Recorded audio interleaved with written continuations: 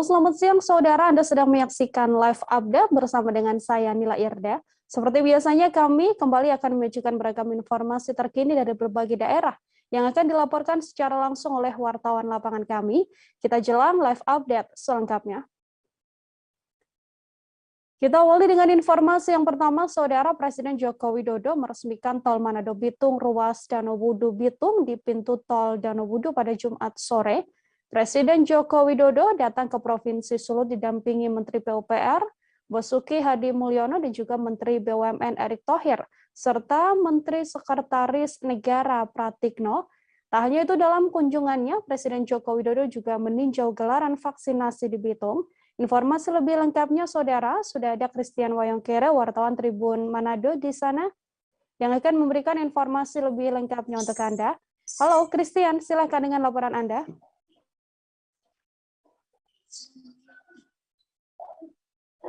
Christian, silakan dengan laporan Anda, bagaimana suasana pada saat Presiden Joko Widodo meresmikan jalan tol Manado Bitung dan juga melakukan sejumlah agenda di sana. Silakan, Christian. Ya, baik, selamat siang Nila dan Tribun News dimanapun Anda berada. Dalam laporan kami pada kunjungan kerja Presiden Republik Indonesia Joko Widodo ke Kota Bitung, Provinsi Sulawesi Utara, melaksanakan sejumlah agenda.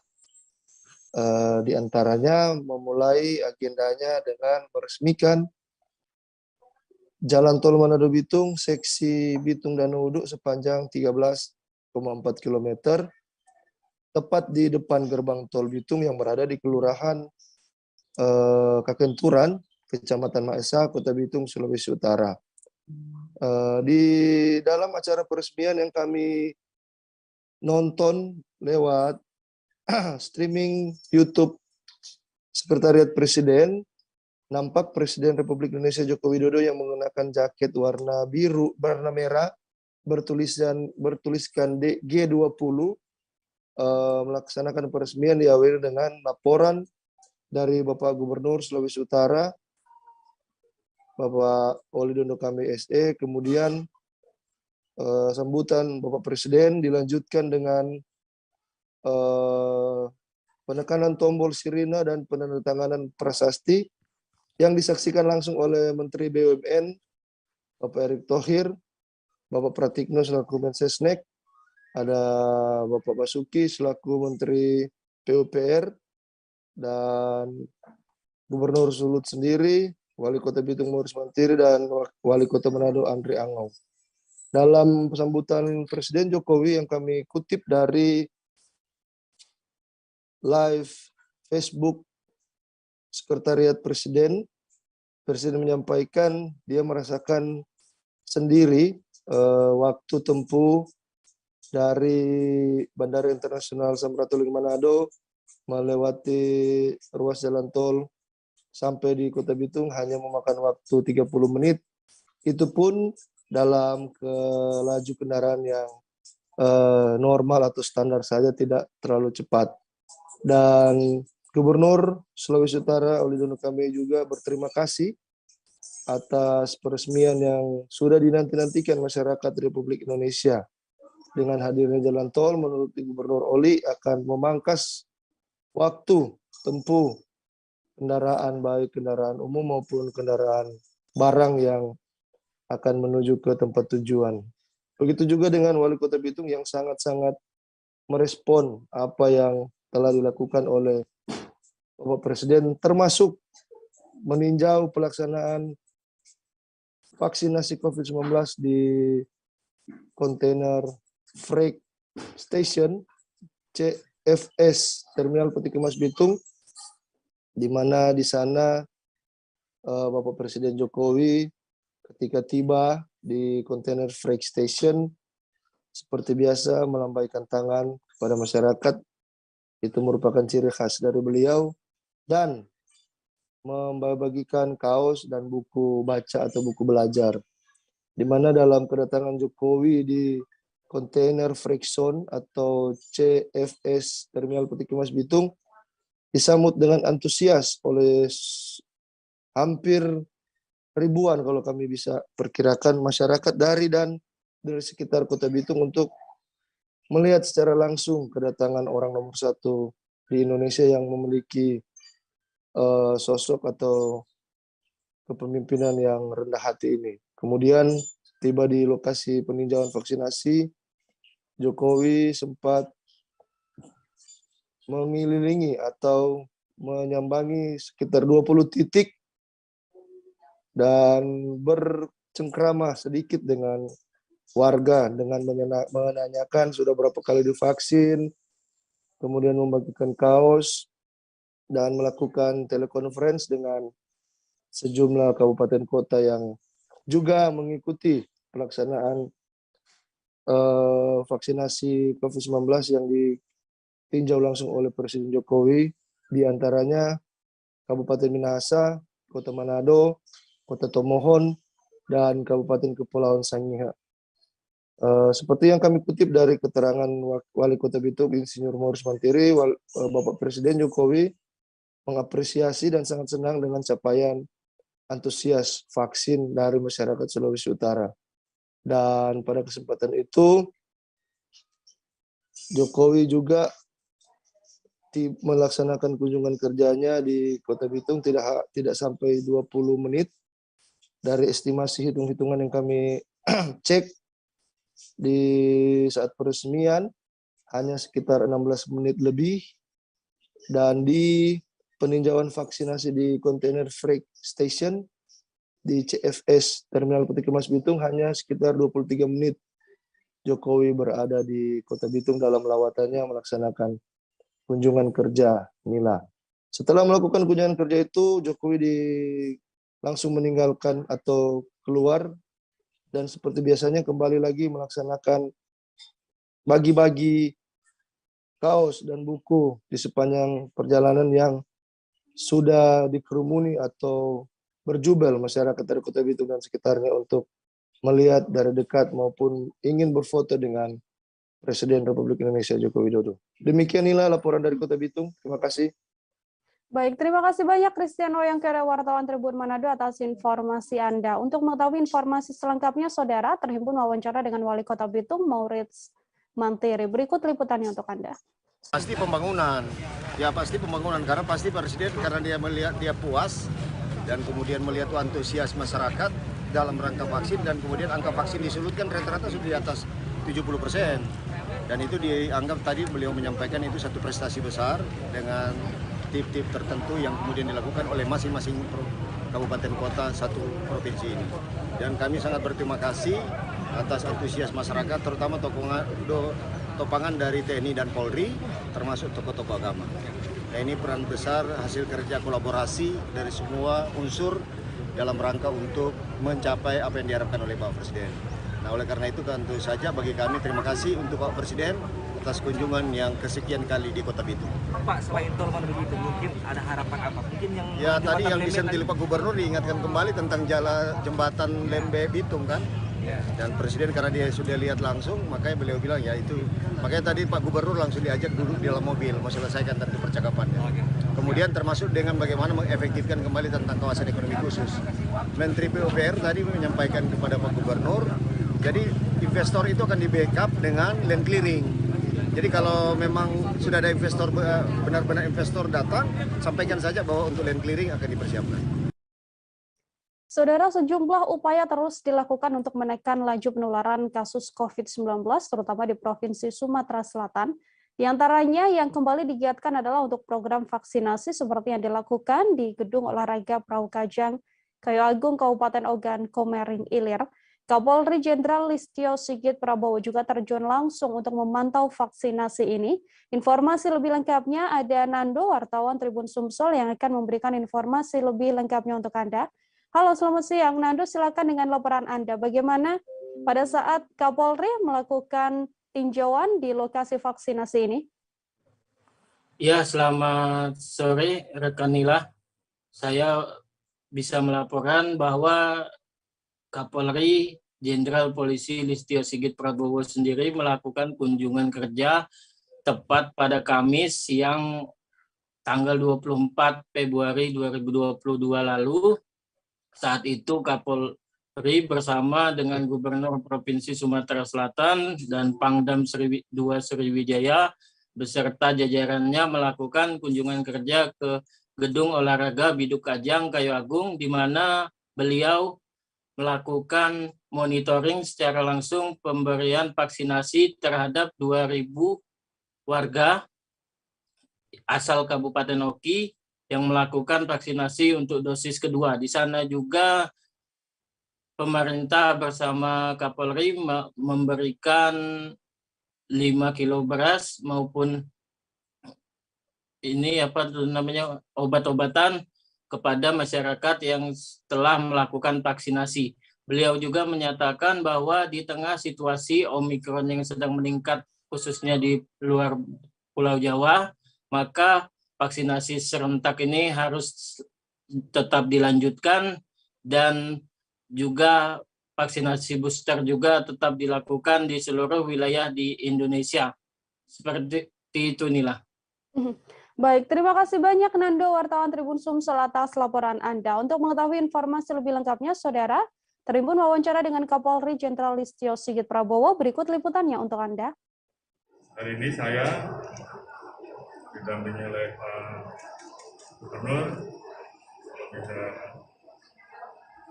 tingkat 1 Pak Kapolda, Pak Pangdam, meninjau langsung kegiatan vaksinasi yang dilaksanakan di Kayu Agung, tepatnya di Kabupaten Oki, di Gor Perahu Kajang Kayu Agung.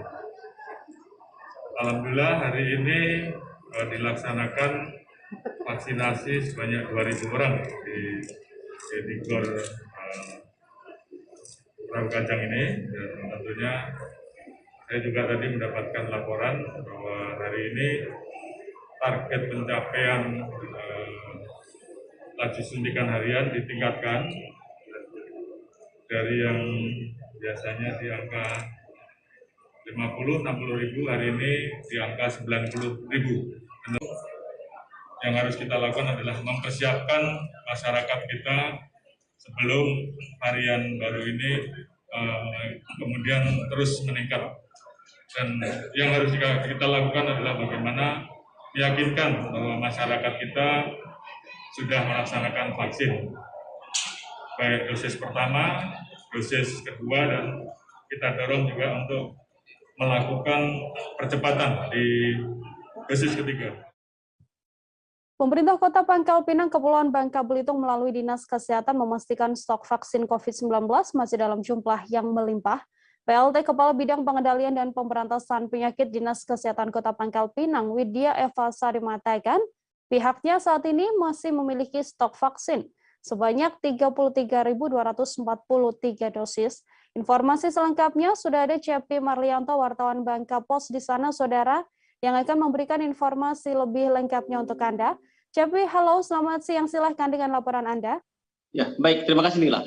Memang pemerintah Kota Pangkal Pinang melalui Dinas Kesehatan Kota Pangkal Pinang memastikan bahwa stok vaksin COVID-19 berbagai jenis yang ada di Kota Pangkal Pinang dipastikan masih melimpah dan cukup hingga memenuhi kebutuhan vaksin hingga beberapa bulan ke depan. Di mana menurut keterangan dari Kepala Bidang Pengendalian dan Pemberantasan Penyakit atau P2P Dinas Kesehatan Kota Pangkal Pinang, Widya Eva Sari mengatakan memang untuk saat ini pihaknya maksud saya per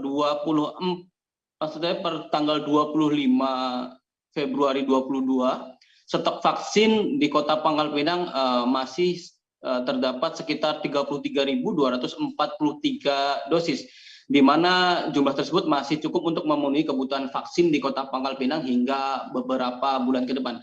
Dari jumlah tersebut, adapun rinciannya untuk vaksin jenis Sinovac, ini sekitar 23.849 dosis, kemudian AstraZeneca sekitar 6.520 dosis, kemudian Pfizer sekitar 2.874 dosis, di mana sebelumnya untuk stok vaksin di Kota Pangkal Pinang sendiri memang terdapat 4 jenis vaksin, di mana seperti Sinovac, kemudian AstraZeneca, Pfizer, dan jenis Moderna. Akan tetapi untuk stok Moderna sendiri sudah habis pada mulai pertengahan Desember 2021 lalu, di mana akibat dari kelangkaan stok tersebut, saat ini juga Dinas Kesehatan Kota Pangkal Pinang mengaku kewalahan, di mana saat ini seperti yang diketahui sebelumnya, memang Dinas Kesehatan Kota Pangkal Pinang telah menyuntikkan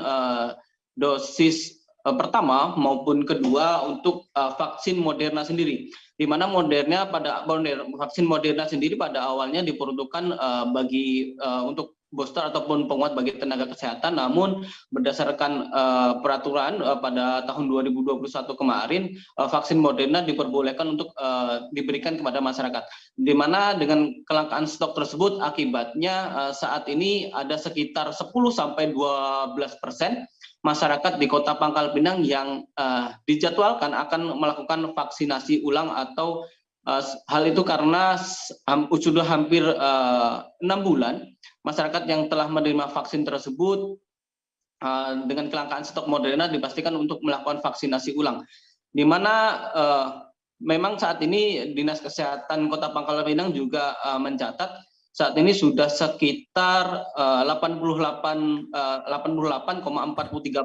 masyarakat Kota Pangkal Pinang yang telah menerima dosis vaksin pertama, atau hal itu sekitar 168.619 jiwa. Kemudian untuk vaksinasi kedua yakni sekitar 74,74% atau sekitar 140.616 dari total target yakni sekitar 190.668, di mana dengan total capaian vaksinasi tersebut dan stok yang masih cukup melimpah, saat ini Dinas Kesehatan Kota Pangkal Pinang juga merasa kesulitan mencari masyarakat yang kemudian untuk dapat menerima dosis vaksin, baik dosis pertama maupun kedua. Belum lagi ditambah dengan peraturan yang dimana maksud anak-anak usia 6-11 tahun diwajibkan untuk menerima vaksin jenis Sinovac dan tidak boleh vaksin lain.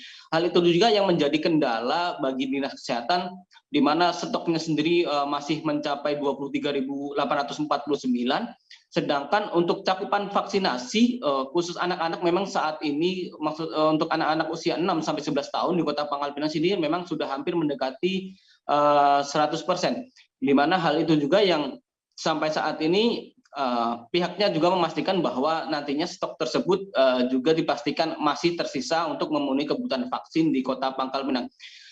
Sementara itu dari sekitar total 33.000 dosis vaksin tersebut, memang ada beberapa ribu diantaranya dijadwalkan juga akan kadaluarsa atau expired pada 28 Februari 2022 mendatang. Hal itu juga yang saat ini masih menjadi kendala bagi Dinas Kesehatan, hendak dikemanakan vaksin tersebut. Memang sampai saat ini juga pihak Dinas Kesehatan masih mengalami kesulitan untuk mencari masyarakat yang dapat dilakukan ataupun dapat menerima vaksin dosis pertama, dosis kedua maupun booster. Begitu rekan Nila.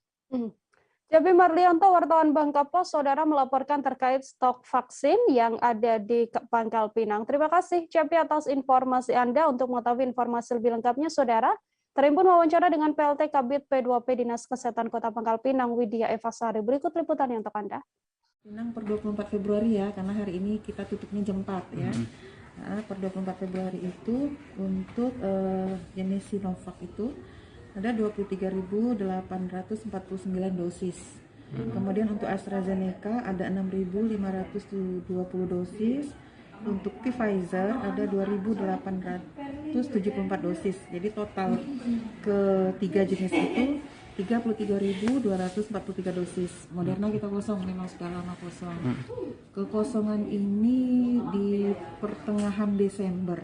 Ya, di pertengahan Desember itu ada kekosongan. Kemudian di pertengahan Januari kita dapatkan stok Moderna itu 15 vial untuk Kota Pangkal Pinang. Karena kita mengejar yang dosis 2, karena kan banyak yang dosis 2 yang belum dapat. Kita mintakan itu ke provinsi, kita realokasi dari kabupaten lain 15 stok Moderna itu 10-nya di rumah sakit umum, 2-nya di 5-nya alokasinya di Puskesmas Melintang. Kita beralih ke informasi selanjutnya, Saudara. Menteri Perdagangan RI Muhammad Lutfi datang ke Jambi dan mengecek kelangkaan minyak goreng di sana. Ia pun melakukan sidak ke Pasar Angso 2 Jambi pada Jumat 25 Februari. Namun saat sidak, stok minyak goreng di pasar tersebut mendadak berlimpah. Informasi lebih lengkapnya ada Monang Widyoko, wartawan Tribun Jambi yang akan memberikan informasi lebih lengkapnya untuk Anda. Halo Monang, silakan dengan laporan Anda. Baik, Nila. Menteri Perdagangan Muhammad Lutfi berkunjung ke Jambi pada Jumat 25 Februari kemarin. Ia langsung mengunjungi Pasar Angso 2 Jambi dan uniknya saat Menteri datang ke sana, stok minyak goreng di pasar tersebut aman dan berlimpah. Padahal sebelumnya para pedagang mengeluhkan mereka sulit mendapatkan stok minyak goreng untuk dijual. Saat kami mendatangi kembali pedagang di sana, setelah Menteri datang, para penjual mengaku stok ada dan baru datang paginya saat Menteri akan ke Jambi. Biasanya sebelumnya sulit para pedagang mendapatkan minyak goreng. Namun saat Menteri datang, mereka mendapatkan 40 dus minyak goreng untuk dijual. Ayong, satu di antara pedagang yang kami temui, ia mengaku biasanya hanya mendapat paling banyak 10 dus dalam seminggu. Bahkan pernah seminggu itu dia tak mendapatkan stok minyak goreng. Kemudian Menteri bersama pemerintah Provinsi Jambi menggelar rapat koordinasi untuk membahas minyak goreng di Jambi. Gubernur Jambi Al-Haris menyebutkan hasil rapat tersebut, yakni pihaknya akan melakukan pengecekan di lapangan apakah ada penimbunan atau tidak di distributor dan perusahaan. Ia mengakui bahwa saat ini stok di Provinsi Jambi sedang minus. Meski dari pusat sudah mengalokasikan lebih dari kebutuhan minyak goreng di Jambi, Al-Haris bersama Satgas Pangan di Jambi akan mengecek itu dan mempidanakan para oknum yang bermain di sini. Dirinya tegas karena ini menyangkut kebutuhan orang banyak. Demikian, Nila. Ya, terima kasih banyak Monang Widyoko, wartawan Tribun Jambi atas laporan Anda. Selamat bertugas kembali, Monang. Kita jeda sejenak, Saudara. Setelah ini informasi lainnya masih akan kami hadirkan untuk Anda. Tetap di Live Update. Oke, apa kabar Bang Aris di sini untuk strateginya? Kalau saya sendiri di Gimik 37 ini yang semalam baru mulai, saya udah pas. Sebenarnya aku nggak ngerasa itu penangkapan atau penggerebegan atau apapun itu. Karena gini loh, posisinya aku kriteria. Jadi kita mengenal disebut dengan stroke yang tidak berdarah dengan stroke yang berdarah. Stroke yang tidak berdarah itu biasanya ditandai dengan adanya penyumbatan. Kalau itu terjadi di sini mungkin pikirnya tidak ke situ kali ya. Tapi kalau di Korea atau di Kamboja itu ada beberapa paper yang saya itu Mas, ya, dulunya tukang koran. Oh gitu ya. Tukang koran. Ya, saya baca itu Pak. Tuh kan pernah baca kan? Ya. Jadi kalau saya jadi Pangdam itu udah bersyukur banget. Si anak ini dijadikan sebagai tersangka begitu. Ya kalau ini kita bicara yang di luar kasus Sebongombo ya. Dengan nama hujan shower, di mana terdapat batas jelas antara daerah hujan dan tidak hujan yang biasanya terjadi pada fase awal mature stage atau tahap berbahaya itu Kang. Jadi mulai artinya terjadinya perlembekan. Nah itu untuk penetrasi akan sulit. Gitu ya. Dok saya ini menurut saya memang tidak mudah, bukan urusan tanah diambil. Kalau misalnya Amerika Serikat sekarang. Rasulullah mengatakan dalam sebuah hadis bahwa berpuasa di 6 hari Syawal itu. Oke, apa kabar Bang Aris di sini untuk strateginya? Kalau saya sendiri di Gimik 37 ini yang semalam baru mulai, saya udah pas. Sebenarnya aku nggak ngerasa itu penangkapan atau penggerebegan atau apapun itu. Karena gini loh, posisinya aku kriteria. Jadi kita mengenal disebut dengan stroke yang tidak berdarah dengan stroke yang berdarah. Anda kembali menyaksikan Live Update bersama dengan saya Nila Ir dan Saudara. Kita beralih ke informasi selanjutnya. Setelah penantian sejak tahun 2012, proyek pembangunan Rumah Sakit Pratama Bunyo di atas tanah hibah dari PT Lamindo Intel Multikon seluas 4,5 hektar yang berlokasi di Desa Bunyo Barat, Kecamatan Bunyo resmi dimulai. Peletakan batu pertama Rumah Sakit Pratama Bunyo pun berlangsung hikmat dan penuh ucapan doa harapan Pembangunan rumah sakit ini menjadi angin segar, saudara, bagi masyarakat di Pulau Bunyu yang tak perlu lagi dirujuk ke rumah sakit di Kota Tarakan. Informasi lebih lengkapnya ada Georgie Santana Silalahi, wartawan Tribun Kaltara, yang akan memberikan informasi lebih lengkapnya untuk Anda. Halo Georgie, silahkan dengan laporan Anda. Ya, halo Nila, selamat siang Tribuners. Betul, Rumah Sakit Pratama Bunyu yang berada di lahan hibah PT Multikon atau Lamindo Intermultikon mengatakan Pak Bupati kepada kami bahwa lahan di luas 4,5 hektar ini sudah sejak tahun 2012 atau 10 tahun lamanya telah dinanti-nantikan oleh seluruh masyarakat yang ada di Pulau Bunyu, sebab selama ini untuk pelayanan kesehatan khususnya di Pulau Bunyu cukup relatif mahal untuk dilakukan rujukan ke Kota Tarakan, Provinsi Kalimantan Utara. Ditambah lagi kondisi yang saat ini di tengah pandemi, tingkat kesehatan di Pulau Bunyu, masyarakat di sana sangat rendah, atau bisa dibilang banyaknya kejadian seperti gangguan jiwa, kemudian adanya hipertensi, kemudian sakit gula darah yang tidak normal. Pihak dari masyarakat menginginkan, terutama puskesmas, yaitu Dr. Aknan, Kepala Puskesmas, mengatakan adanya rumah sakit ini sudah sangat membantu secara khusus untuk penanganan utama atau penyakit khusus kepada masyarakat yang ada di Pulau Bunyu ini bisa dapat realisasi dengan baik, ataupun bisa ditangani tanpa harus rujukan ke Kota Tarakan. Sebab untuk melakukan perjalanan rujukan ke Rumah Sakit Tarakan ada dua hal yang sangat memberatkan masyarakat di Pulau Bunyu, yaitu adanya biaya ambulans laut untuk satu kali perjalanan dengan perawat itu bisa mencapai 3 juta. Ditambah lagi untuk subsidi ataupun bantuan dana dari puskesmas itu hanya untuk satu orang atau pendamping dari pasien itu hanya sebesar 150.000. Dan perlu diketahui juga yang kedua, untuk obat-obatan yang selama ini yang diberikan oleh Dinas Kesehatan Kabupaten Bulungan bisa dilaksanakan dengan tepat waktu. Menurut kata Dr. Adnan, sejauh ini hanya yang diperlukan adanya pengembangan rumah sakit ini bisa terwujud dengan target akhir tahun atau di bulan Desember bisa selesai dengan harga yang cukup fantastis, kata pemerintah Pemkab Bulungan melalui Bupati Bulungan, yaitu 84 hingga 87 miliar, belum termasuk alat nakes yang akan disiapkan di Rumah Sakit Pratama Pulau Bunyu ini sebesar 25 miliar. Kenapa hingga 25 miliar ini? Karena ada beberapa spesialis dokter ataupun yang akan menangani pasien-pasien khusus yang ada di masyarakat Pulau Bunyu dengan seperti tadi yang saya sampaikan, sakit hipertensi, darah, kemudian gangguan jiwa itu sangat menjadi paling banyak terjadi di Pulau Bunyu selama 3 bulan terakhir belakangan ini.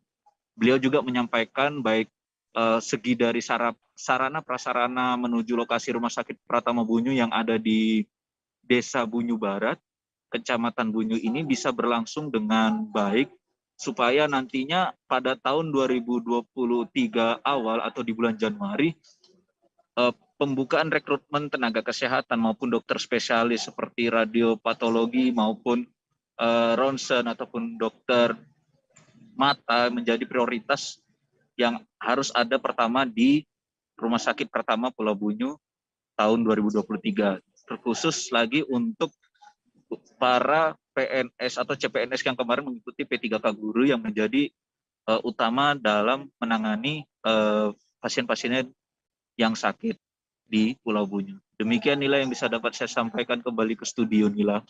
Baik, terima kasih banyak Georgie Santana Silalahi, wartawan Tribun Kaltara. Saudara melaporkan terkait peletakan batu pertama pembangunan Rumah Sakit Pratama Pulau Bunyu. Kita beralih ke informasi selanjutnya, saudara. Warga Mamuju meminta agar pemerintah tegas menindak penimbun minyak goreng. Hal ini disampaikan sejumlah warga setelah harus mengantri lama di depan kantor Pasokorang Jalur 2, Kecamatan Mamuju Sulbar pada Jumat 25 Februari. Antrian panjang demi bisa membeli minyak goreng ini, bahkan abai protokol kesehatan di tengah pandemi COVID-19. Informasi lebih lengkapnya ada wartawan Tribun Sulbar, Habludin Hambali, yang akan memberikan informasi lebih lengkapnya untuk Anda. Habluddin, silakan dengan laporan Anda.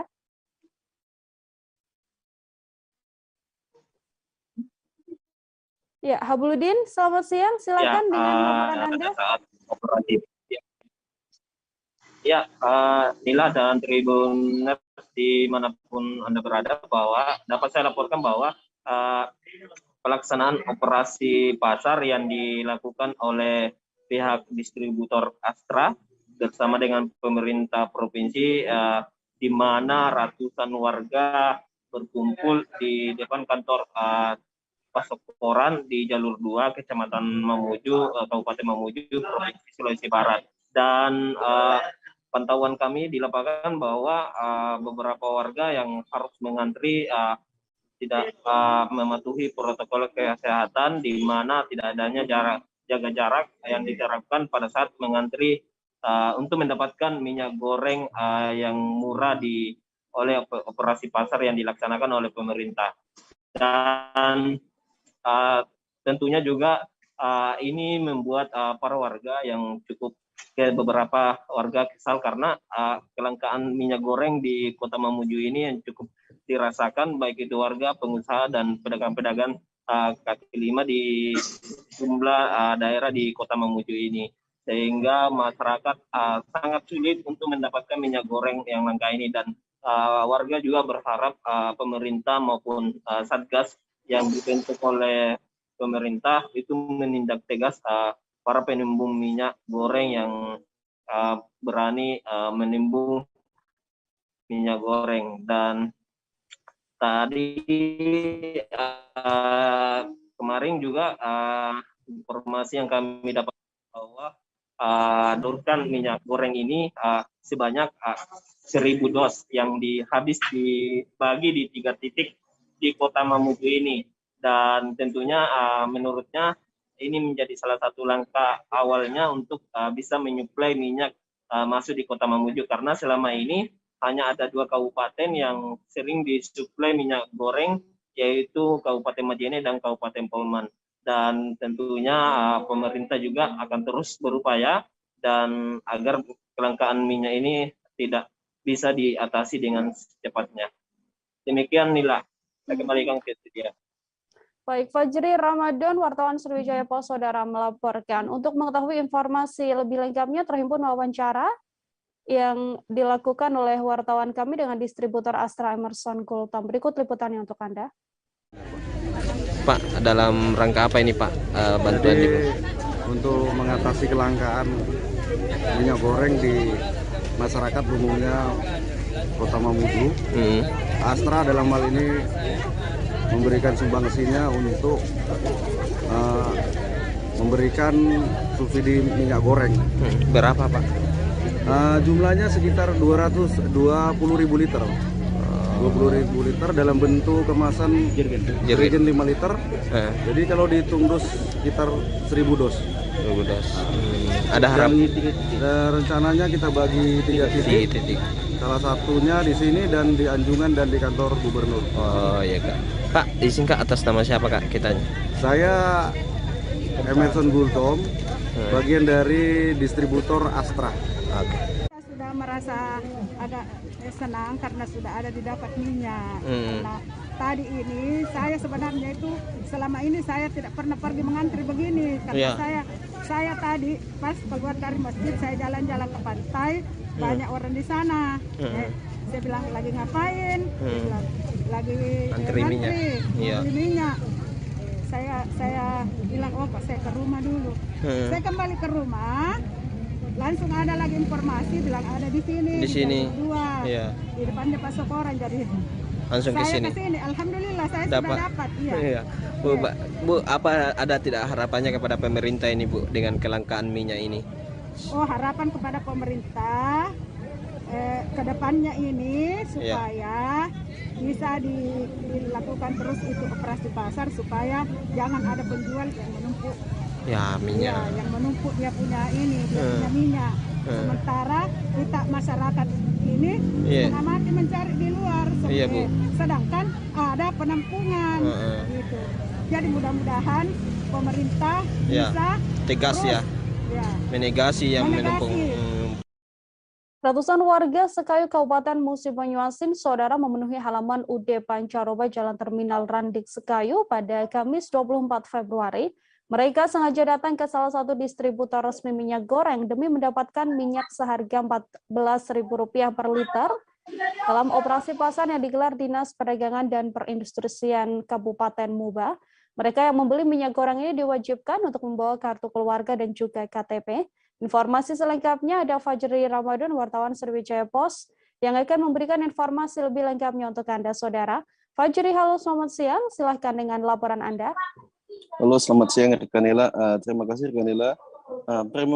Pemerintah Kabupaten Musi Banyuasin melalui Dinas Perindustrian dan Perdagangan Kabupaten Musi Banyuasin menggelar operasi pasar, yakni operasi pasar minyak goreng murah, di mana operasi pasar ini Nila dilakukan selama 2 hari dari tanggal 23 sampai 24. Disperindak sendiri dalam melakukan operasi pasar menyiapkan 1.200 paket minyak goreng yang dijual untuk masyarakat. Namun untuk mendapatkan sejumlah minyak goreng tersebut, masyarakat diwajibkan membawa kartu keluarga. Hal tersebut dilakukan untuk meminimalisir kecurangan masyarakat yang membeli minyak goreng dengan 2 kali. Selain itu juga Disperindak Muba juga di Kabupaten Musi Banyuasin juga mendapat jatah 4,8 ton minyak setiap minggunya untuk mencukupi kebutuhan minyak yang ada di Kabupaten Musi Banyuasin.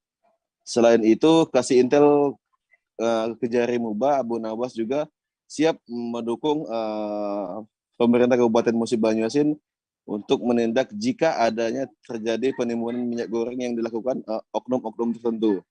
Hal tersebut dilakukan agar distribusi minyak goreng yang ada di Kabupaten Musi Banyuasin tetap berjalan lancar. Terima kasih, Rekanila. Baik, terima kasih informasinya Fajri Ramadan, wartawan Sriwijaya Post. Untuk informasi lebih lengkapnya, saudara, Tribun wawancara dengan Kepala Dinas Dakperin, yakni Aziza. Berikut liputannya untuk Anda. Ya, hari ini kita melakukan operasi pasar minyak goreng dengan pemerintah 14 Hari ini kita ada 2.400 liter minyak goreng yang dijual ke masyarakat sesuai dengan pemerintah. Untuk titik-titiknya gimana aja tuh? Untuk hari ini di sini, besok kita ada 2.400 liter lagi di Pasar Perjuangan. Yang kedua, karena Muba dapat jatah OP-nya 4.800 liter per minggu. Jadi nanti kita bagi di beberapa titik dan juga nanti kita akan melakukan OP ke kecamatan-kecamatan. Untuk tekniknya sendiri bagiannya seperti apa yuk? Kita di sini tetap prokes, kemudian mereka menyerahkan kakaknya, 1 orang mendapat 2 liter. Jatahnya 2 liter. Terus untuk di toko-toko sendiri seperti apa yuk? Untuk kebutuhan? Toko dan produsen tetap jalan. Tetap jalan. Untuk jatah mereka. Kita beralih ke informasi selanjutnya. Saudara, 1 anak monyet berhasil ditangkap oleh tim Animal Rescue Banjarmasin pada Jumat sore. Anak monyet ini yakni 1 dari 2 monyet yang beberapa hari belakangan meresahkan warga di kawasan Jalan Gubernur Subarjo RT 32 Kelurahan Kelayan Timur, tepatnya di depan TPA Basirih. 2 monyet ini diketahui kerap menyerang anak-anak dan juga warga sekitar. Informasi lebih lengkapnya terkait penangkapan monyet yang sempat meresahkan warga ini, saudara, ada Frans Rumpun, wartawan Banjarmasin Post, yang akan memberikan informasi lebih lengkapnya untuk Anda. Halo Frans, silahkan dengan laporan Anda. Baik Nila, sejak beberapa hari ini warga khususnya di Jalan Gubernur Subarjo RT 32 Kelurahan Kelayan Timur, tepatnya di seberang TPA Basirih, itu diresahkan dengan adanya 2 ekor monyet, 1 dewasa dan 1 ekor itu monyet masih anak. Beberapa hari ini warga diresahkan karena monyet tersebut menyerang anak-anak warga sekitar. Setidaknya ada 3 orang yang diserang, baik itu dicakar maupun juga bahkan ada yang digigit. Nah, mendengar laporan tersebut, kemudian tim Animal Rescue Banjarmasin yang diketuai oleh dokter hewan atau DRH Anang, kemudian kemarin itu langsung merespon dengan menindaklanjuti turun ke lapangan dan berupaya untuk melakukan penangkapan terhadap 2 ekor monyet tersebut. Sekitar pukul 1 WITA, pukul 13 WITA, tim Animal Rescue Banjarmasin bergerak ke lokasi dan di sana memang ada 2 ekor monyet yang meresahkan itu berada di atap-atap rumah. Kemudian mereka kadang melompat ke pohon-pohon tinggi. Kemudian salah satu upaya yang dilakukan oleh tim Animal Rescue Banjarmasin untuk menangkap monyet tersebut adalah dengan cara disumpit, yang mana peluru sumpitan itu sudah diisi dengan obat bius. Kedua ekor monyet tersebut sempat terkena sumpitan, peluru sumpitan. Cuman yang berhasil dilumpuhkan hanya yang 1 ekor itu yang monyet anak. Kemudian untuk yang monyet dewasa itu masih cukup kuat, sehingga dia belum juga pingsan. Sementara monyet yang anak yang lebih kecil itu pingsan sehingga dengan mudah bisa ditangkap oleh tim Animal Rescue Banjarmasin. Menurut laporan dokter hewan Anang, daerah Anang, itu kalau dilihat dari bentuk luka memang bentuk luka anak-anak yang diserang itu ada berupa cakaran dan juga berupa gigitan.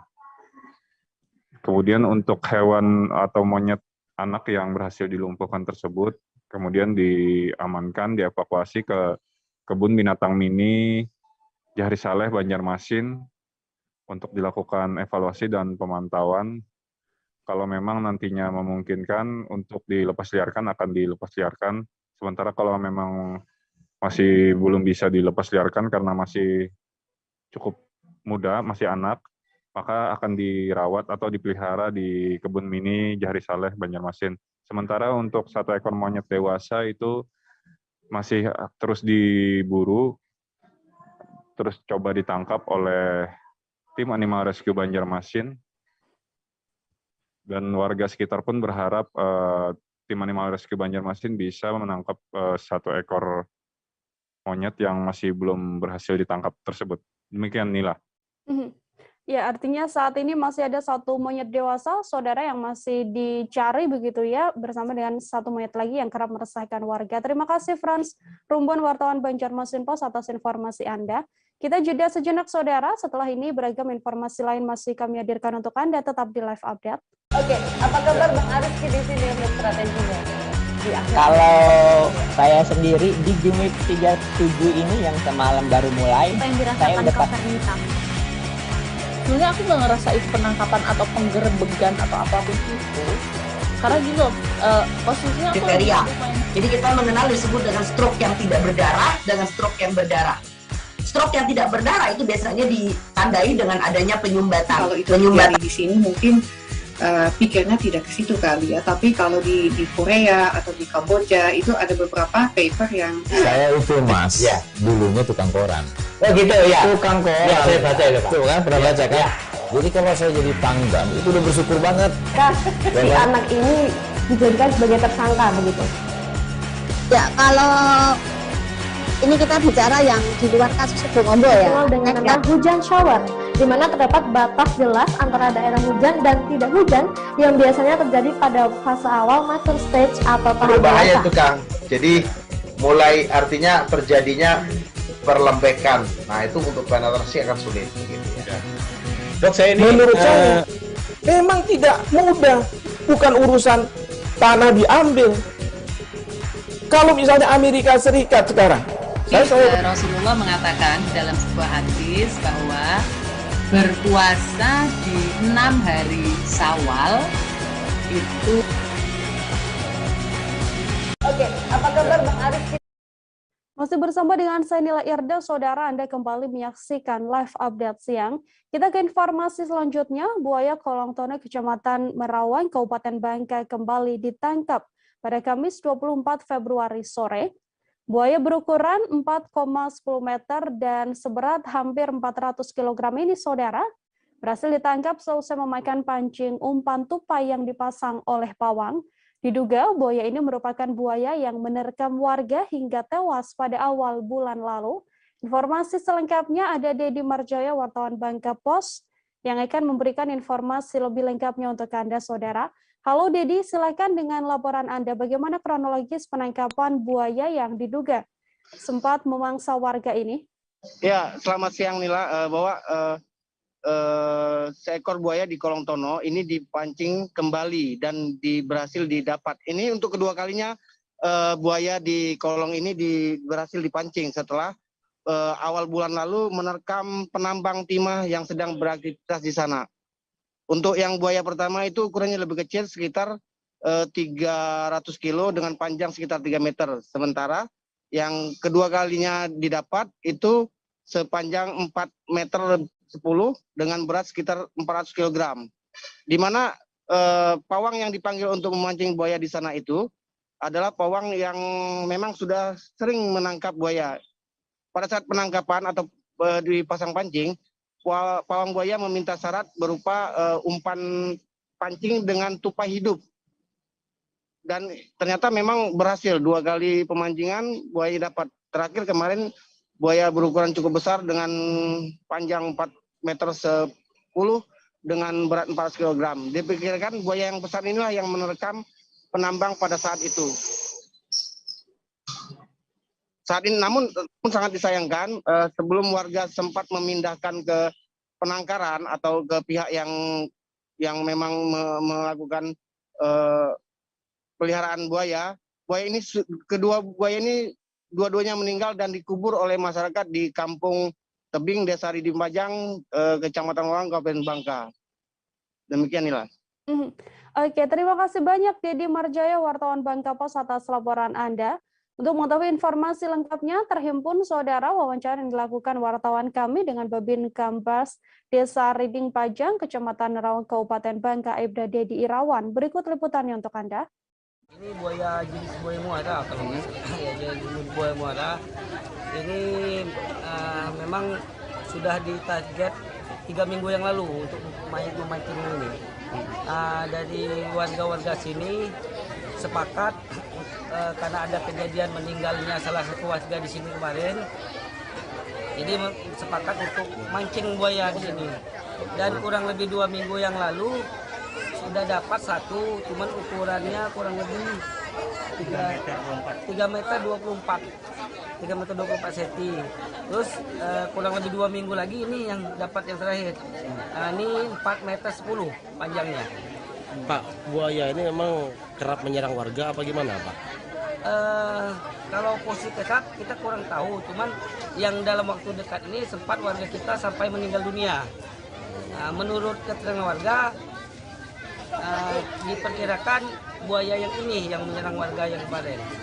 Jadi warga sekitar sini resah dengan adanya buaya ini. Betul, karena di sini ada aktivitas perkebunan juga, aktivitas tambang, jadi sering kelihatan buaya-buaya ini muncul. Gitu, makanya mereka sepakat warga di sini untuk memancing buaya ini. Di sana di kemungkinan masih ada buaya lain, Pak? Kemungkinan masih ada.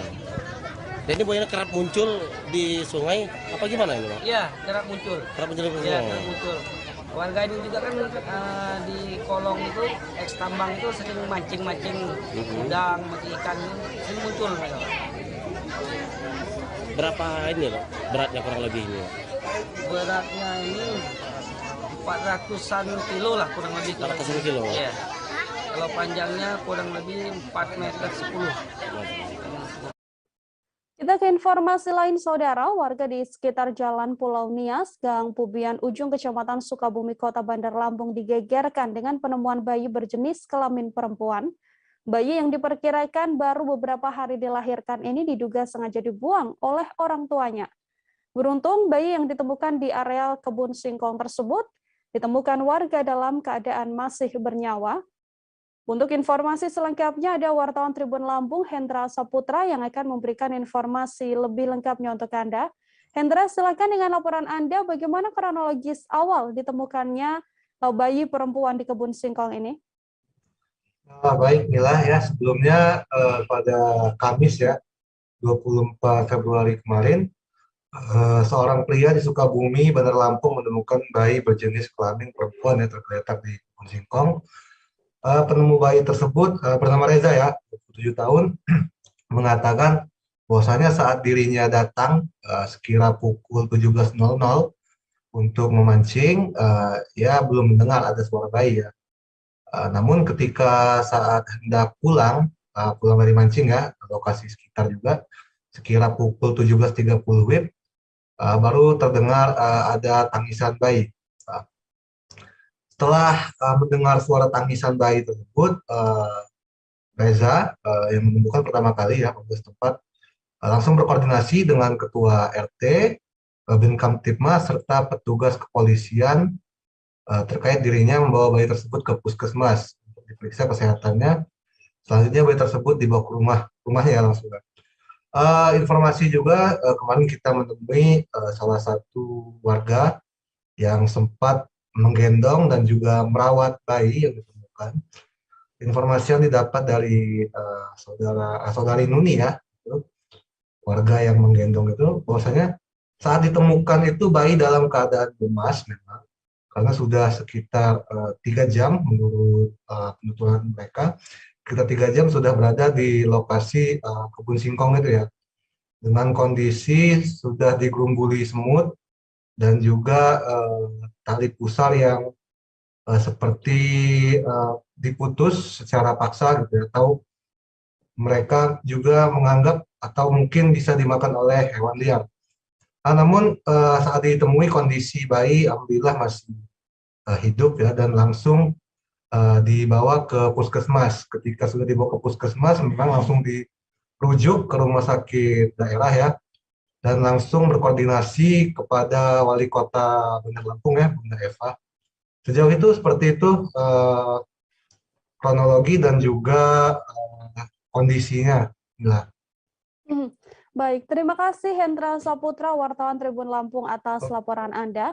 Untuk mengetahui informasi selengkapnya, Saudara, Hendra telah menghimpun wawancara dengan seorang warga. Berikut liputannya untuk Anda. Itu kita cari, ternyata bayi. Itu tanpa alas telanjang bulat itu. Kondisi di dalam semak belukar itu? Iya, di dalam semak udah diruputin semut. Sama kepala itu nyantol di ini loh, batang singkong itu. Oh, jadi di atas batang singkong kayak gini. Oh iya. Terus Mbak yang ngangkat? Iya, saya yang angkat. Saya bawa pulang ke sini, saya sempat cucuin juga. Terus habis itu karena posisinya anak itu makin membiru, saya bawa ke puskesmas, diambil tindakan di puskesmas. Jadi kondisi bayi pas ketika Mbak ambil itu sudah lemas apa seperti apa? Ya kalau soal lemas ya lemas, nangis saja udah nggak punya daya istilahnya mas, karena mungkin di situ udah 2 jam 3 jaman lah. Perkirakan ya. Itu karena tali pusar ini masih basah, badan juga masih lengket sama air ketuban. Gitu. Karena kotoran itu nempel semua di badannya, di badan anak itu. Tapi sempat digerubung semut? Iya, digerubung semut seluruh badan semuanya, sama mata juga ya. Kena dia yang digigit semut ya? Untuk bayi perempuan ya? Bayi perempuan ya? Kita kembali seusai jeda dengan informasi lain, Saudara tetap di live update. Oke, apa kabar Bang Ariski di sini untuk strateginya? Kalau saya sendiri di Game Week 37 ini yang semalam baru mulai, saya udah sebenarnya aku nggak ngerasa itu penangkapan atau penggerebegan atau apapun itu, karena gitu posisinya aku kriteria. Jadi kita mengenal disebut dengan stroke yang tidak berdarah dengan stroke yang berdarah. Stroke yang tidak berdarah itu biasanya ditandai dengan adanya penyumbatan. Kalau itu terjadi di sini mungkin pikirnya tidak ke situ kali ya, tapi kalau di Korea atau di Kamboja itu ada beberapa paper yang saya itu mas, ya dulunya tukang koran. Oh gitu ya, tukang koran. Ya saya baca itu Pak. Tuh kan pernah baca kan? Ya. Jadi kalau saya jadi tanggam itu udah bersyukur banget. Si anak ini dijadikan sebagai tersangka begitu. Ya kalau ini kita bicara yang di luar kasus Bongombo ya. Dengan nama hujan shower, di mana terdapat batas jelas antara daerah hujan dan tidak hujan yang biasanya terjadi pada fase awal mature stage atau tahap berbahaya dewasa. itu Kang. Jadi mulai artinya terjadinya perlembekan. Nah itu untuk penetrasi akan sulit. Gitu ya. Dok saya ini menurut saya memang tidak mudah, bukan urusan tanah diambil. Kalau misalnya Amerika Serikat sekarang, Rasulullah mengatakan dalam sebuah hadis bahwa berpuasa di 6 hari Syawal itu. Oke, apa kabar Bang Ariski di sini untuk strateginya? Kalau saya sendiri di Game Week 37 ini yang semalam baru mulai, saya udah pasti. Sebenarnya aku nggak ngerasain penangkapan atau penggerebegan atau apapun itu. Karena gitu, posisinya aku kriteria. Jadi kita mengenal disebut dengan stroke yang tidak berdarah dengan stroke yang berdarah. Stroke yang tidak berdarah. Bersama dengan saya Nila Irda, Anda kembali menyaksikan live update saudara. Kita ke informasi selanjutnya. Puluhan warga Medan mendatangi Polda Sumatera Utara pada Jumat sore. Mereka diketahui hendak melaporkan Menteri Agama Yakut Khalil Qaumas ke Polda Sumut atas dugaan menistakan agama Islam, lantaran diduga membandingkan suara azan dengan gonggongan suara anjing. Mereka pun tampak membawa beberapa spanduk dengan tuntutan agar Menteri Agama tersebut lekas ditangkap. Informasi selengkapnya sudah ada Freddy, wartawan Tribun Medan, yang akan memberikan informasi lebih lengkapnya untuk Anda. Halo Freddy, silahkan dengan laporan Anda. Iya baik, Nila dan juga pemirsa. Jadi kemarin itu puluhan orang itu yang terdiri dari berbagai macam aliansi umat Islam itu mendatangi Mapolda Sumut. Jadi kedatangan mereka itu rencananya itu akan melaporkan Menteri Agama Yakut itu atas dugaan penistaan agama yang dilakukannya.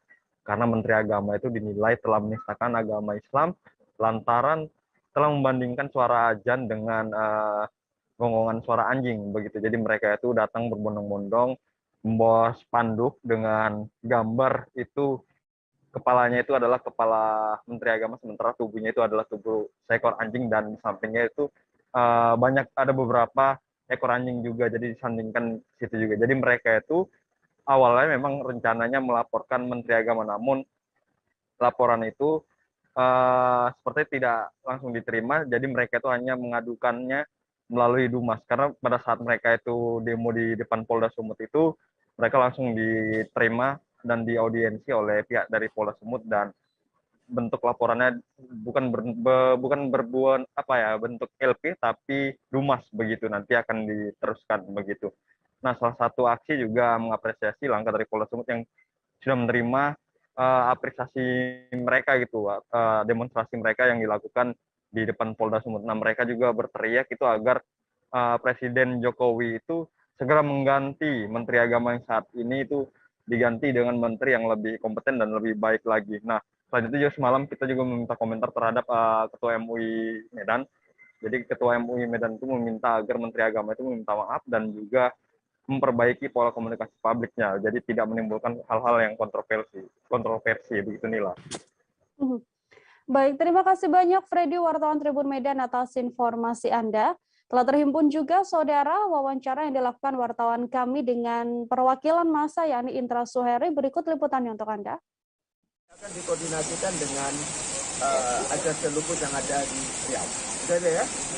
Ada, itu poinnya. Berarti sejauh ini belum ada bikin LP ya Pak ya? Belum ada bikin LP? Sedang membuat, tapi harus ada diminta keterangan. Siapa-siapa ada Pak?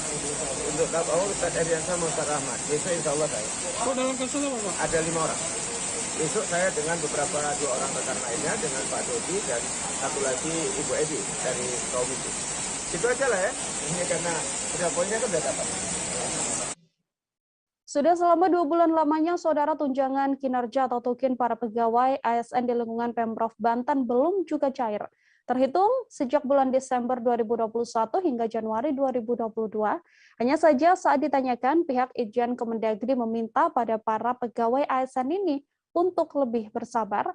Informasi selengkapnya ada Ahmad Tajudin, wartawan Tribun Banten, yang akan memberikan informasi lebih lengkapnya untuk Anda. Tajudin, silahkan dengan laporan Anda. Baik rekan Nila dan Tribuners, perlu diketahui bahwa tunjangan kinerja untuk para ASN di lingkungan Provinsi Banten sudah hampir 2 bulan belum dicairkan oleh Pemprov Banten, di mana untuk informasi tersebut disampaikan oleh BPKAD Provinsi Banten. Untuk pencairannya sendiri dari Kepala BPKAD Provinsi Banten mengatakan bahwa pencairan tukin diperkirakan akan dicairkan beberapa saat lagi, di mana hal itu pihaknya karena telah berkonsultasi dengan pihak Kemendagri terkait dengan pencairan tukin. Kemudian untuk besarannya sendiri hampir sekitar 80 miliar per bulan untuk para pegawai yang ASN di Provinsi Banten. Kemudian untuk tukinnya sendiri diinformasikan bahwa sudah 2 bulan belum dicairkan terhitung sejak Desember tahun 2021 dan juga Januari tahun 2022, Nila. Oke, terima kasih Tajudin, wartawan Tribun Banten atas informasi Anda. Selamat bertugas kembali, Tajudin. Kita lanjutkan, Saudara, ke informasi selanjutnya. Satpol PP Kabupaten Belitung, perwakilan Satpol PP Provinsi Bangka Belitung dan TNI mendatangi tempat karaoke, swalayan, perhotelan, warung hingga ruang publik pada Kamis kemarin. Tim gabungan ini mendatangi lokasi-lokasi tersebut untuk memberikan pemahaman atau pengertian tentang aplikasi Peduli Lindungi, sekaligus memberikan sosialisasi peraturan gubernur tentang pelaksanaan penegakan aplikasi Peduli Lindungi. Ada setidaknya 15 lokasi yang didatangi oleh tim gabungan ini, Saudara, dari rencana awal sebanyak 7 lokasi. Informasi selengkapnya ada di Saariandi, wartawan Pos Belitung yang akan memberikan informasi lebih detailnya untuk Anda. Halo, bisa silahkan dengan laporan Anda. Halo rekan Nira, baik Tribuners, bisa kami sampaikan bahwa Satuan Polisi Pamong Praja Kabupaten Belitung, perwakilan Satpol PP Kabupaten Belitung, TNI maupun Polri pada Kamis 24 bulan Februari tahun 2022 kemarin malam mendatangi tempat karaoke, swalayan, perhotelan, warung-warung hingga ruang publik yang ada di Tanjung Pandan. Tim gabungan tersebut mendatangi lokasi-lokasi ini untuk memberikan pemahaman ataupun pengertian tentang aplikasi Peduli Lindungi yang sekaligus memberikan sosialisasi tentang peraturan Gubernur nomor 3 tahun 2022 tentang pelaksanaan penegakan aplikasi Peduli Lindungi. Secara keseluruhan ada 15 lokasi yang didatangi oleh tim gabungan dari rencana awalnya hanya 7 lokasi. Selama di lokasi, tim gabungan ini secara langsung memberikan sosialisasi aplikasi Peduli Lindungi, mulai dari urusan penggunaan aplikasi hingga diterapkan ketika warga ingin memasuki hotel, tempat karaoke hingga swalayan. Dari hasil di lapangan ditemukan rata-rata pengelola tempat hiburan ataupun tempat karaoke belum memahami tentang penerapan aplikasi Peduli Lindungi. Apalagi mengharuskan warga untuk menggunakan aplikasi Peduli Lindungi jika masuk ke tempat tersebut. Rata-rata hanya hotel yang memahami tentang penggunaan aplikasi Peduli Lindungi tersebut, terutama untuk orang-orang yang ingin masuk ke dalam hotel. Sedangkan untuk seperti tempat karaoke, swalayan maupun tempat lainnya belum begitu memahami. Namun dalam hal ini pihak Pol PP tetap akan terus berupaya memberikan sosialisasi dan bekerja sama dengan Dinas Komunikasi dan Informatika maupun Dinas Kesehatan Kabupaten Belitung untuk terus melakukan sosialisasi tersebut. Demikian Nila. Di Saariandi, wartawan Pos Belitung, Saudara, melaporkan terkait hal yang dilakukan Satpol PP untuk pengertian Peduli Lindungi. Telah terhimpun juga, Saudara, wawancara yang dilakukan wartawan kami dengan Sekretaris Satpol PP Belitung, Abdul Hadi. Berikut liputannya untuk Anda. Kegiatan kita di Kabupaten sesuai dengan rencana awal, kita kegiatannya PKS. Ada konfirmasi dari provinsi, bahwa provinsi akan merencanakan kegiatan sosialisasi terkait dengan Pergub. Masalah Peduli Lindungi. Nah, jadi alhamdulillah dari kawan-kawan provinsi sudah kita coba sampai di lapangan, bahkan sudah ada pihak-pihak pengusaha yang sudah pakai barcode itu, ya, tinggal ini bukan lagi nanti ke depan dilakukan sosialisasi lagi. Ada banyak pengusaha yang belum menggunakan aplikasi ini. Pak, Peduli Lindungi itu sesuai Pergub nomor berapa, Pak? Peduli Lindungi ini sudah diatur sesuai dengan Pergub nomor 3 tahun 2022 tentang penegakan aplikasi Peduli Lindungi. Untuk malam ini ada berapa titik ya? Kalau ini ada 7 titik tadi, sesuai dengan, tapi di pelaksanaan di lapangan kita dengan memberikan tata cara tadi ada sekitar 15 titik lah yang kita coba berikan sosialisasi. Dan pada prinsipnya mereka para pengusahanya ya karena kurang informasi mungkin dan juga belum mengetahui bahwa ada pergub itu. Ya, kalau hotel-hotel sudah tidak ada masalah, kita sudah pasang semua, restoran juga sudah. Tinggal yang jadi masalah ini Gernas itu gedung nasional. Karena kita kan tidak tahu siapa yang mengelola. Oke, Pak, ini akan terus berlanjut Pak untuk sosialisasi peduli lindungi atau gimana? Ya, harapan kami memang ini harus berlanjut Pak, tidak selesai dengan malam ini. Karena ini menyangkut proses ya, proses pembuatan aplikasi itu yang kita tidak paham dengan teknologi, kayaknya ribet juga sih urusannya. Tapi dalam hal ini Kominfo itu siap membantu untuk mengembangkan aplikasi ini. Penilaian lomba ogoh-ogoh yang digelar Paskian Yowana Kota Denpasar, saudara, sudah mulai dilakukan sejak Kamis 24 Februari lalu. Untuk hari pertama sendiri penilaian digelar untuk ogoh-ogoh di Denpasar Utara. Ketua Paskian Yowana Kota Denpasar, AA Angga Hartayana, mengatakan jumlah ogoh-ogoh peserta lomba ini setidaknya sebanyak 80 ogoh-ogoh. Informasi selengkapnya ada wartawan Tribun Bali, Putu Supartika, yang akan memberikan informasi lebih detailnya untuk Anda. Halo Putu, silahkan dengan laporan Anda. Halo Nila. Baik, terima kasih Nila.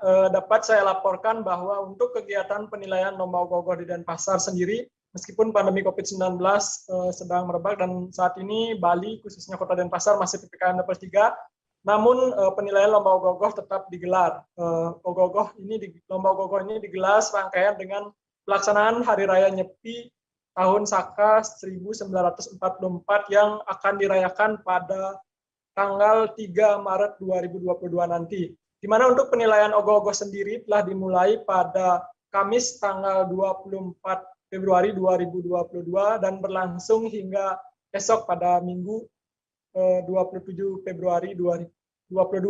Dapat saya laporkan juga bahwa peserta dari lomba ogoh-ogoh ini yakni sebanyak 80 ogoh-ogoh, di mana syarat dari lomba ini yakni satu banjar hanya membuat satu ogoh-ogoh. Ini berbeda sekali dengan tahun-tahun sebelum pandemi COVID-19 yang jumlah ogoh-ogoh di Kota Denpasar mencapai ratusan ogoh-ogoh. Seperti itu. Selanjutnya, untuk kriteria yang lain yakni ogoh-ogoh menggunakan bahan dari ramah lingkungan. Sementara untuk penilaian sendiri, juri yang terdiri dari 5 orang yang sudah memahami tentang sastra ogoh-ogoh, cara pembuatan dan teknik pembuatan serta yang lainnya, mereka mendatangi satu persatu banjar itu selama 4 hari, di mana untuk hari pertama penilaian dilakukan di Denpasar Utara, hari kedua di Denpasar Timur, hari ketiga yakni hari ini dilaksanakan di Denpasar Selatan, dan esok hari terakhir dilaksanakan di Kecamatan Denpasar Barat. Untuk diketahui selanjutnya, ogoh-ogoh ini akan diarak pada tanggal 2 Maret 2022, di mana bertepatan dengan pelaksanaan pengerupukan, yaitu sehari sebelum pelaksanaan Hari Raya Nyepi. Di mana untuk proses pengarakan ogoh-ogoh ini sangat dibatasi sekali, hanya di lingkungan banjar dan tidak boleh lewat, di mana peserta yang terlibat dalam pengarakan ogoh-ogoh ini hanya 25 orang, maksimal 25 orang, sementara untuk penonton tidak diperbolehkan mengikuti ogoh-ogoh tersebut, hanya diminta diam menonton di depan rumah masing-masing, karena hal ini rentan akan terjadinya kerumunan, apalagi saat ini COVID-19 masih ditemukan di Kota Denpasar. Adapun rangkaian dari Hari Raya Nyepi sendiri yakni akan diawali dengan prosesi melasti atau masyarakat membawa pertimo atau perlambang dari Ide Sang Hyang Widiwasa atau Tuhan ke Segara atau ke lautan, yakni untuk di Kota Denpasar sendiri dimulai pada tanggal 27 esok sampai tanggal 2 nanti, 2 yang akan datang. Adapun prosesnya yakni masyarakat yang ke pantai dibatasi juga hanya 50% dari jumlah warga dalam satu banjar atau satu desa adat, di mana yang dibawa juga terbatas, tidak seperti tahun-tahun sebelumnya sebelum pandemi COVID-19. Selanjutnya untuk tanggal 2 Maret 2022 nanti bertepatan dengan pengerupukan juga akan digelar Taur Kesango atau upacara serangkaian Hari Raya Nyepi, di mana pesertanya yang terlibat juga terbatas, hanya prajuru desa adat, pemuka agama, dan masyarakat yang berkepentingan. Selanjutnya untuk pelaksanaan Hari Raya Nyepi akan digelar pada tanggal 3 Maret 2022 nanti, di mana seperti biasa perayaan Nyepi berlangsung seperti biasa meskipun dalam masa pandemi COVID-19, di mana masyarakat melaksanakan catur batu penyepian atau 4 pantangan atau larangan atau 4 jenis pantangan yang terdiri dari amati geni, yaitu tidak menyalakan api, tidak berapi-api, baik tidak marah-marah dan lain sebagainya. Terus amati karyo, tidak bekerja, amati lelungan, tidak bepergian, dan amati lelanguan, yakni tidak menghibur diri atau tidak melakukan hiburan ataupun pesta-pesta. Dan selanjutnya esoknya adalah ngembak geni, di mana masyarakat saat ngembak geni ini akan melaksanakan silaturahmi, saling mengunjungi kerabat satu sama lain.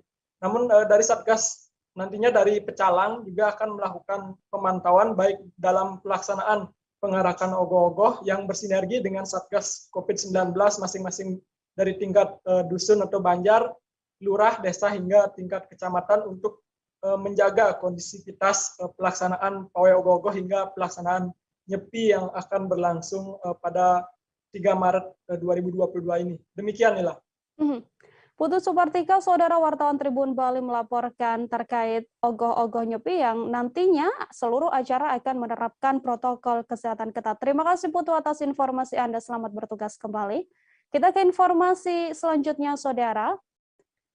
Seorang nelayan Gampong Sungai Leung, Kecamatan Langsa Timur yang berinisial AR ditangkap tim Satgas Ops Antik Seulawah 2022 Polres Langsa. AR diciduk karena diduga kerap mengedarkan sabu-sabu di daerah tempat tinggalnya. Dalam penangkapan ini, kepolisian juga menyita 1 paket sabu-sabu seberat 2,44 gram. Informasi selengkapnya ada wartawan Serambi News, ada Zubir di sana yang akan memberikan detail informasinya untuk Anda. Halo Zubir, silahkan dengan laporan Anda. Ya, selamat siang Nila. Ya, selamat siang Zubir, silahkan dengan laporan Anda bagaimana kronologis penangkapan seorang nelayan di Langsa Timur ini. Jadi dapat kita laporkan dari Polres Langsa, tim Satgas Antik Selawah tahun 2022 Polres Langsa berhasil meringkus seorang nelayan yang ditengarai selama ini mengedarkan sabu-sabu di daerah tempat tinggalnya. Jadi penangkapan berawal dari informasi masyarakat Gampong Sungai Leung, Kecamatan Langsa Timur, Kota Langsa, Provinsi Aceh, bahwasannya di daerah tersebut sering ada nelayan yang juga sehari-hari mengedarkan sabu-sabu untuk warga daerah tersebut. Setelah mendapatkan informasi tersebut, tim Satgas Ops Antik dari Satuan Reserse Narkoba Polres Langsa langsung melakukan penyelidikan, dan pada tanggal 23, tepatnya Rabu, pukul 5 sore, petugas yang turun ke lapangan mengintai pelaku berhasil meringkus tersangka AR, nelayan tersebut, di salah satu warung sekitar Jalan Medan Banda Aceh. Dan saat dilakukan penggeledahan di kantong di saku celananya ditemukan 1 paket sabu-sabu berukuran sedang dengan berat total sekitar 2,44 gram. Sore itu juga pelaku dan barang bukti langsung diboyong ke Mapolres Langsa untuk mempertanggungjawabkan perbuatannya. Hingga saat ini pelaku sudah ditahan di sel tahanan Polres Langsa untuk proses penyidikan lebih lanjut. Terima kasih. Nila. Baik, terima kasih banyak Zubir, wartawan Serambi News atas laporan Anda. Selamat bertugas kembali. Informasi tadi saudara sekaligus menutup perjumpaan kita dalam live update kali ini. Masih di tengah pandemi, kami ingatkan Anda kembali untuk selalu menerapkan protokol kesehatan dimanapun Anda berada. Saya Nila Irda beserta kru yang bertugas pamit undur diri. Terima kasih dan sampai jumpa. Jangan lupa like, subscribe, dan share ya.